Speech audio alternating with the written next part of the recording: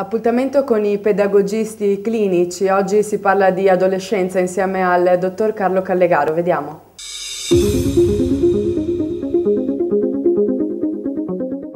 Buonasera, benvenuti al quinto appuntamento dedicato ai pedagogisti clinici. Oggi abbiamo ospite con noi il dottor Callegaro. Buonasera. Buonasera.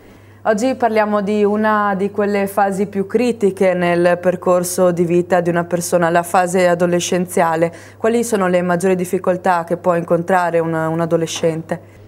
Per essere provocatori, la maggiore difficoltà che gli adolescenti hanno sono gli adulti, i genitori, gli insegnanti. Infatti basta ascoltare i ragazzi e sentire che si lamentano, che litigano con i propri genitori sull'orario di entrata a casa o con gli insegnanti, e che questo è vero. Però se andiamo a leggere dietro queste affermazioni, capiamo che ci sono dei ragazzi che hanno delle difficoltà di comunicazione con il mondo degli adulti e c'è il suo perché.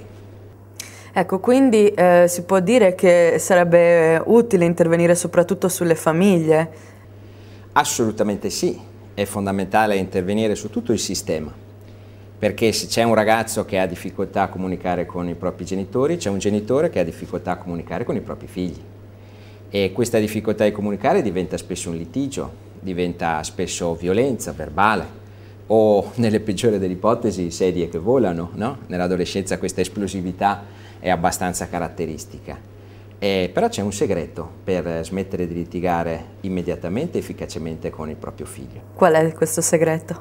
Il segreto è educare i propri figli al discernimento.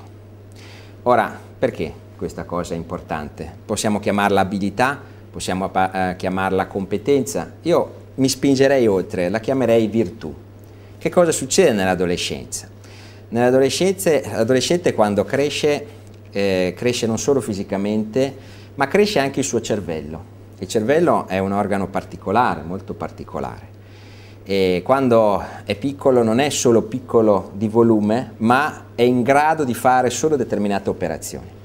Poi, crescendo verso i 14, 15, 16 anni, è in grado di fare altre operazioni che prima non era in grado di fare, e soprattutto quella di vedere le cose così come sono.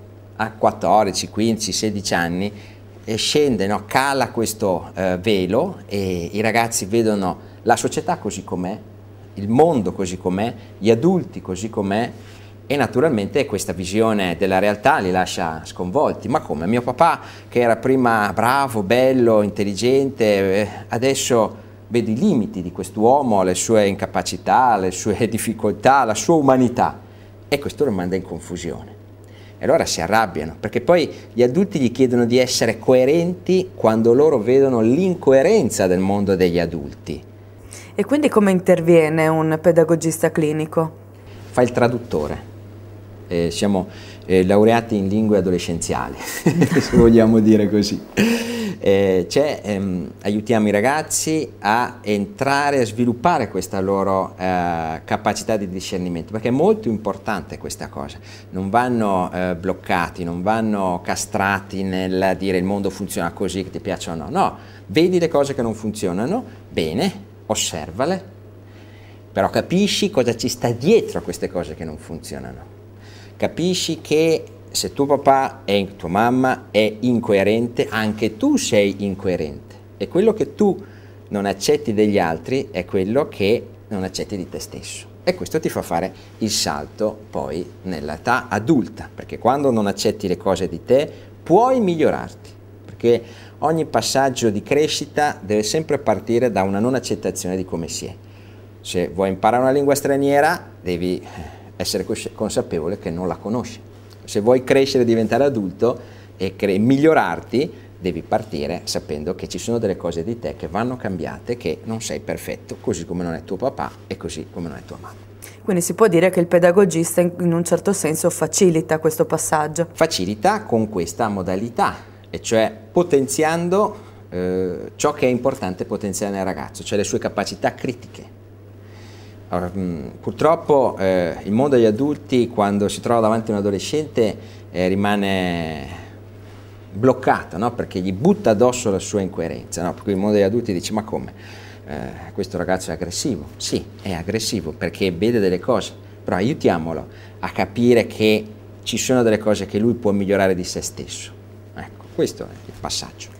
Benissimo, ringraziamo il dottor Carlo Callegaro per essere stato con noi e ci rivediamo al prossimo appuntamento con i pedagogisti clinici. Grazie. Buonasera.